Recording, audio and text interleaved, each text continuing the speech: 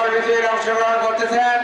আপনাদের নাম হয়তো এখানে যদি আপনারা মনে করে বাদ যাবে, আপনাদেরকে বলেছি এগুলো টোটাল কালার। আমার নেতা তারেক রহমান বিশ্বাস করে আস্থা রেখে দক্ষিণ বিএনপি চট্টগ্রাম বিভাগের টিম লিডারদের মাধ্যমে আমাদের যে দক্ষিণ জেলা আহ্বায়ক কমিটি দিয়েছেন, এই কমিটির প্রতি আপনাদের আস্থা আছে কিনা? ধন্যবাদ সবাইকে।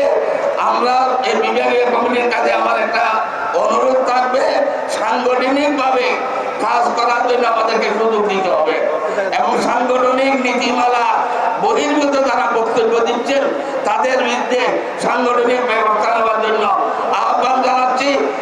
একটি উন্মুক্ত মনা ঐক্যবদ্ধভাবে কাজ করা সংগঠন কি করতে পারে, আজকের এই জনসমুদ্র তার প্রমাণ। দক্ষিণ চট্টগ্রামে আজকে থেকে শুরু হলো ঐক্যের সুবাতাস, ঐক্যবদ্ধ থাকবে দক্ষিণ জেলা বিএনপি। এবার আসি একটা অন্য বিষয়ে।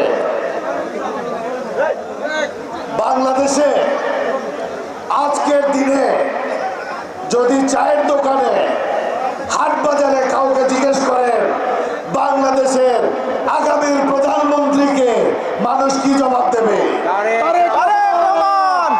আবার বলে, আবারও বলে, সবাই এক কিনা? এবার বুঝেন খালি সংস্কার সংস্কার কেন করে?